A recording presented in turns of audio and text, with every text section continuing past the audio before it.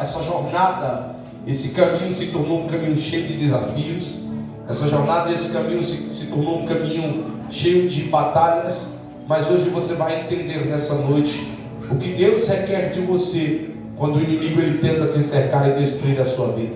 Hoje nós iremos entender por intermédio dessa palavra quais são as exigências que Deus faz das nossas vidas quando o inimigo decide nos encurralar diante de certas situações. Para quem não conhece a história do Êxodo,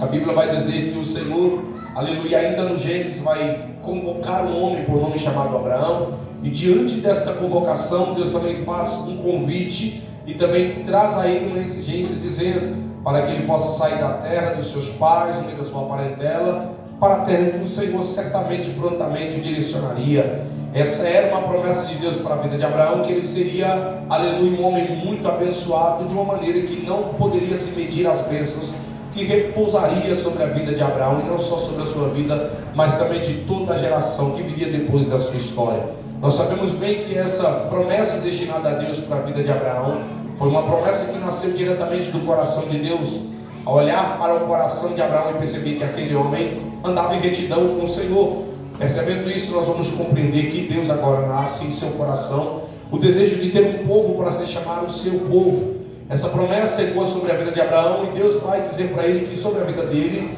seriam benditas todas as famílias da terra. Promessa essa que não poderia ser revogada, promessa essa que não poderia ser anulada, promessa essa que se estenderia de gerações em gerações, promessa essa que ecoaria sobre a vida de Abraão enquanto, aleluia, ele estivesse com vida, e repousaria também sobre toda a sua descendência, sobre os seus filhos, sobre os seus netos e sobre toda a geração da linhagem da sua família. Uma promessa dessa magnitude, uma promessa, aleluia, nessa extensão, neste tamanho, nessa profundidade, vai revelar certamente os pensamentos que Deus tem, não só sobre a vida de Abraão, mas para toda uma descendência que haveria de nascer através da vida daquele homem. E essa promessa se estende de uma maneira convicta quando você percebe que Deus resolve manter a sua palavra, mesmo diante de tantas adversidades, diante de tantas dificuldades. Deus, aleluia, ele confirma a sua palavra, ele garante a sua palavra, ele executa a sua palavra, afirmando isso sobre a vida não só de Abraão, mas também sobre a vida de Isaac, que é mais conhecido como filho da promessa, e sobre a vida de Jacó, que fora conhecido como o trapaceiro, ou seja, um enganador. Mas logo depois de Jacó ter um encontro, aleluia, ainda dentro daquele vale, quando ele está indo de encontro ao seu próprio irmão, enquanto ele está indo de encontro ao seu irmão, ele trava uma batalha em uma teofania dentro daquele vale, e a partir daquele momento o anjo toca na juntura da sua coxa e muda o seu nome. A partir daquele momento Deus estava garantindo e selando a promessa para dizer: até aqui você tem tido uma grande fama como enganador, mas a partir de hoje o seu nome não será mais Jacó, mas agora o seu nome será Israel, para que eu possa garantir e cumprir a promessa que estendi sobre a vida dos seus pais, sobre a vida de toda a sua descendência.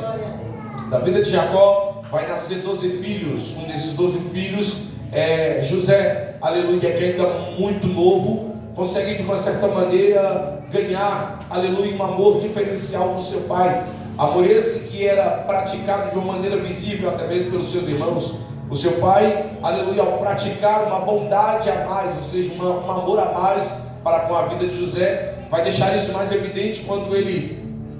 arruma tempo para poder costurar, ou seja, planejar, aleluia, construir uma túnica de várias cores, assim, aleluia, tributando a honra sobre a vida de José. Honra essa que traria muita inveja, honra essa que traria muita raiva, honra essa que faria com que os seus irmãos, aleluia, desprezassem José dentro da sua própria casa. Honra essa que futuramente faria com que os seus irmãos, diante de um encontro, aleluia, pudesse colocar José dentro de uma citera